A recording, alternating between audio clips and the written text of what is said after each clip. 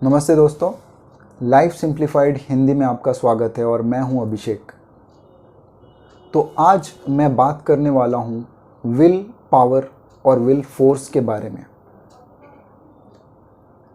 जैसा कि आप लोगों को पता है, मैंने अपने पहले के वीडियोस में बताया था IESM के बारे में, जो माइंड के 4 सेंटर्स हैं जो हमें हेल्प करते हैं किसी भी एक्शन या किसी भी काम को करने में। और जैसा कि मैंने आपको ये भी बताया था कि हम अपने IESM को कैसे, इनकी इंटेंसिटीज़ को हम अलाइन कर सकते हैं। और एक एवरेज ह्यूमन बीइंग में आई सेंटर की जो इंटेंसिटी होती है वो सबसे कम होती है। और ज़ेन योगा का गोल यही है कि हम आई सेंटर की इंटेंसिटी को बढ़ाएं और बढ़ा के हम क्रिटिकल सर्टेन स्टेज तक पहुँचे, जो कि योगा में प्रत्याहार के नाम से जाना जाता है। तो जब हम ये प्रयास करते हैं कि हम अपने आई सेंटर की इंटेंसिटी को बढ़ाएं, तो कहीं ना कहीं हम जल्दी में अपने माइंड के ऊपर एक प्रेशर डाल देते हैं कि हमें अपने आई सेंटर की इंटेंसिटी को बहुत ही जल्दी से जल्दी बढ़ाना है, और जिसके वजह से हम सारे प्रैक्टिसेस को फोर्सेबली करने की कोशिश करते हैं अपने विल फोर्स के थ्रू। जब भी हम ऐसी डिसिप्लिन लाने की कोशिश करते हैं अपने लाइफ में जहाँ पे हम अपने विल फोर्स को अप्लाई कर रहे हैं किसी भी चीज़ को करने के लिए, या किसी हैबिट को छोड़ने के लिए, या अपनाने के लिए किसी अच्छे हैबिट को, तो हमारा जो माइंड है उस विल फोर्स को रेजिस्ट करता है। और अगर हम उस काम में फेल हो जाते हैं, उस हैबिट को अकम्प्लिश करने में फेल हो जाते हैं, तो हम डीमोटिवेटेड हो जाते हैं। तो यहाँ पे हमारा विल फोर्स जो है वो काम नहीं करता, क्योंकि जब भी हमारा आई सेंटर ये डिसीजन लेता है कि मैं कल से ये काम करूँगा या नहीं करूँगा, तो ई और एस सेंटर अगर उसके साथ नहीं है तो वो रिबेल करते हैं और वो कंप्लीटली उसके अगेंस्ट चले जाते हैं। इससे क्या होता है कि आई सेंटर की जो पॉजिटिव इंटेंसिटी है वो भी नेगेटिव इंटेंसिटी में ट्रांसफॉर्म हो जाती है, और हम जो गोल अचीव करना चाहते हैं हम उसे बीच में ही छोड़ देते हैं या हार मान लेते हैं, जिसका रिज़ल्ट ये होता है कि हम उस गोल को अचीव कर पाते हैं, और ना ही हमारे अंदर इतना करेज या साहस बचता है कि हम वापस उसे ट्राई करें। तो मैं अपने सभी व्यूवर्स को ये बोलना चाहता हूँ कि प्लीज़ जल्दबाजी ना करें, क्योंकि spirituality it's a process of many life times. इसमें आपको जल्दी रिजल्ट्स के लिए नहीं जाना,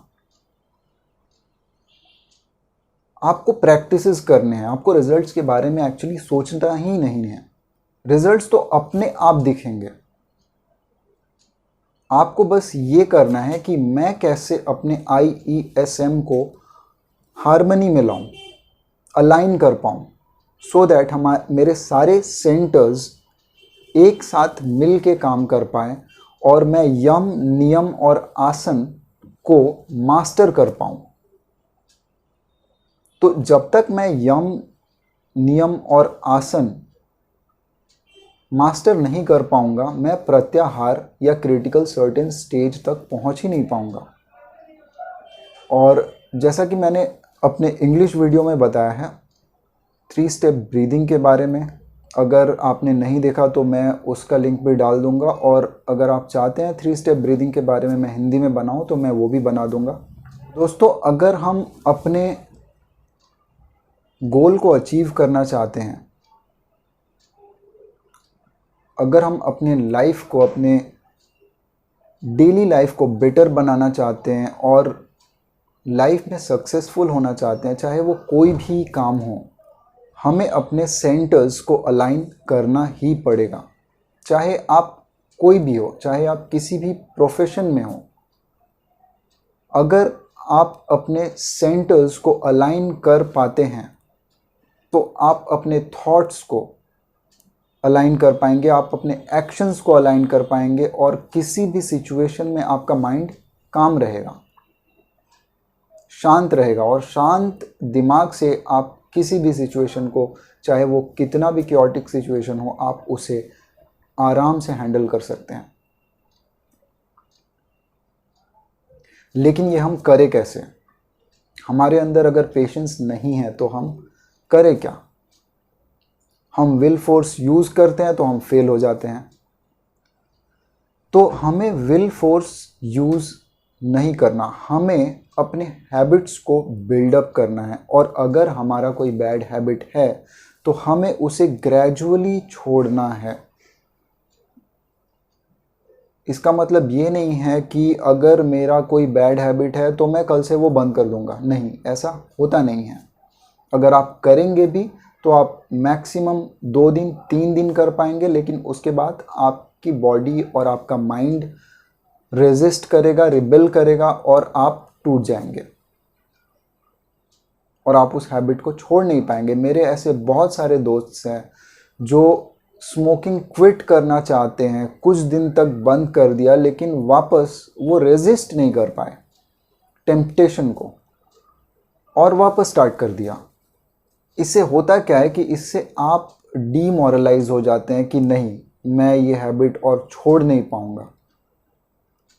इसका मतलब ये है कि आप अपने माइंड और अपने बायोलॉजिकल बॉडी को कंट्रोल ही नहीं कर पा रहे हैं। जो एक कंट्रोल जो आपको दिया गया है नेचर के द्वारा, वो कंट्रोल भी आप अगर लूज कर देते हैं तो आप अपने थॉट्स को और एक्शंस को कैसे कंट्रोल कर पाएंगे? तो आपको करना क्या होगा? अगर आप अपनी आई सेंटर की इंटेंसिटी को बढ़ाना चाहते हैं तो आपको यम नियम की प्रैक्टिसेस करने होंगे, आपको रिदमिक ब्रीदिंग की प्रैक्टिसेस करने होंगे,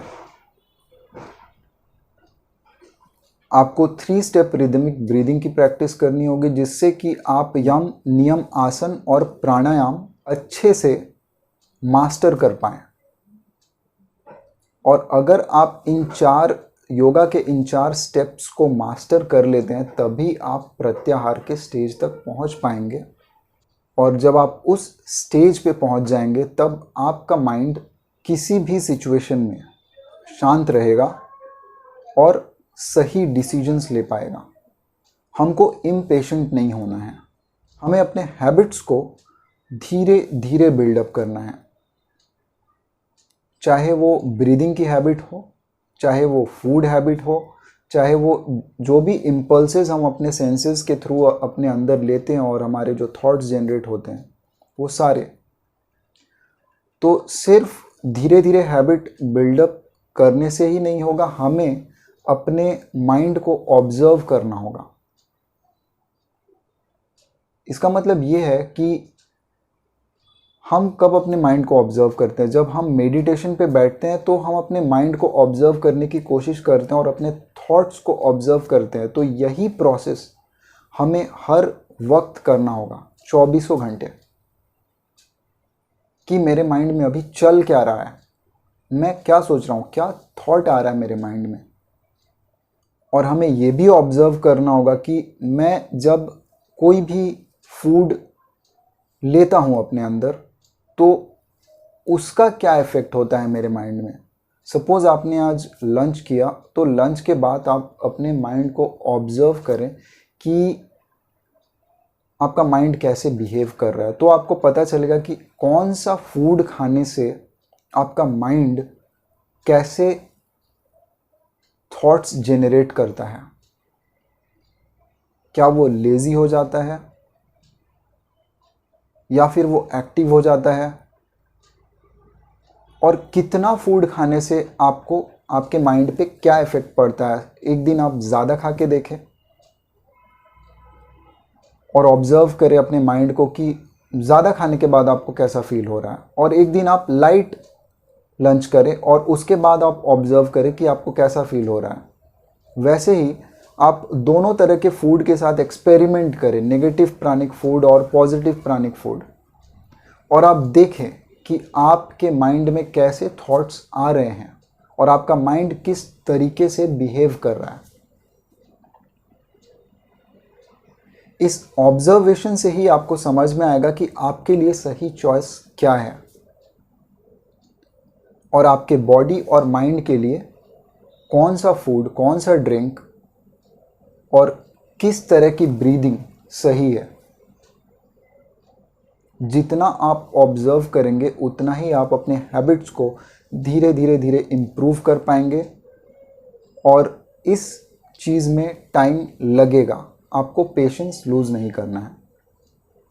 तभी आप अपने आई, ई और एस सेंटर्स को अलाइन कर पाएंगे और अपने माइंड को अलाइन कर पाएंगे, सो दैट आप क्रिटिकल सर्टेन स्टेज तक पहुंच पाएं। और अगर आपको IESM के बारे में और जानना है तो मेरी IESM वाली वीडियो आप देखिए,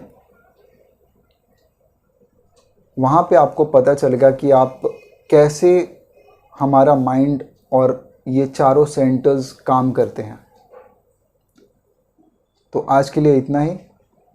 अगर वीडियो पसंद आया तो लाइक करिए और प्लीज़ कमेंट बॉक्स में कमेंट करिए, और अभी तक सब्सक्राइब नहीं किया तो प्लीज़ सब्सक्राइब करिए। नमस्कार।